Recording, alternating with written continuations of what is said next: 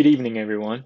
I'm here today to give you my thoughts on whether or not a college football league should have an 8-team playoff or a 4-team playoff. I personally believe it is the 8-team. My name is Preston Dingus, and by listening today, you will maybe leave with a new perspective on this entire debate over 4 teams or 8 teams. I've been watching college football my entire life and have been a lifelong fan of the college football playoff. I've watched every single 4-team playoff in every single game. I believe that this is a good system, but while it is a good system, it is a flawed system. 8 teams would go over much better and be a much smoother process for picking a true champion. Today, I will be talking about what benefits would come from an 8-team playoff, starting with opportunities for smaller programs, popularity for smaller programs, boosting more college players to the NFL league, and financial boosts for smaller and bigger programs. 8 teams means more teams getting more popularity, which leads to more fans, which leads to more merchandising and more stadium tickets bought per game. Now, there are opposing points to this, however, like some believe that letting 8 teams in would provide a false champion, but we will get into that later. Starting off with opportunity. The opportunity provided from an 8-team playoff would give teams like BYU, Cincinnati, even Coastal Carolina a shot at the national championship like they've never had before. Typically, what happens every year is the 4 teams in the playoffs are the same 4 teams, like your Alabama, your Clemsons, your Ohio States, and sometimes even your Georgia. Now, most of the times it is just these teams because they're name brands. They have the same wins as everybody else, and some teams even have a stronger strength of schedule, but the opportunity is given to the larger teams because they're name brands. Now, with 8 teams, some of the smaller teams would get a chance to prove themselves, which would lead to more playoff appearances for smaller teams in the years to come. Now, after this, getting into popularity. Popularity is a big thing in college football, and if a team isn't popular, then most likely it won't last very long.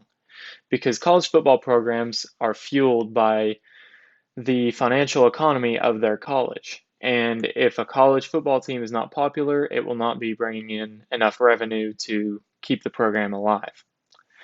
Also, to get good players and good recruits, for example, your 3, 4, and 5-star players from high school, your program and your coaches have to be popular.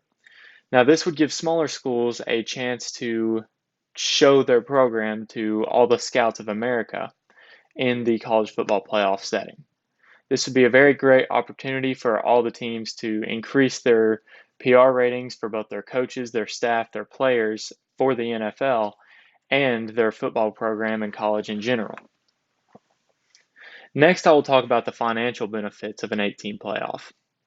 For example, say a team like Cincinnati gets in. Say they're the 8 seed. They go into the first round, win, next round, win, and then they win the national championship. Not only would that send a shockwave through the college football universe, it would also boost their financial, popular, and opportunistic economy at that college. It would provide the opportunity for the coaching staff and the college football program in general to boost popularity, which would lead to better recruits in the coming years and better coaches wanting to coach there, meaning that that school would boost into a Power 5 type team and maybe even move into a conference like the Big Ten, SEC, Pac-12, or even the Big 12. This would lead to financial boosts in merchandising, tickets, coaching staff, financial payouts all the way. But after this, I will talk about the opposing points against this. Some believe that letting 8 teams into the playoffs would provide a false champion in some scenarios.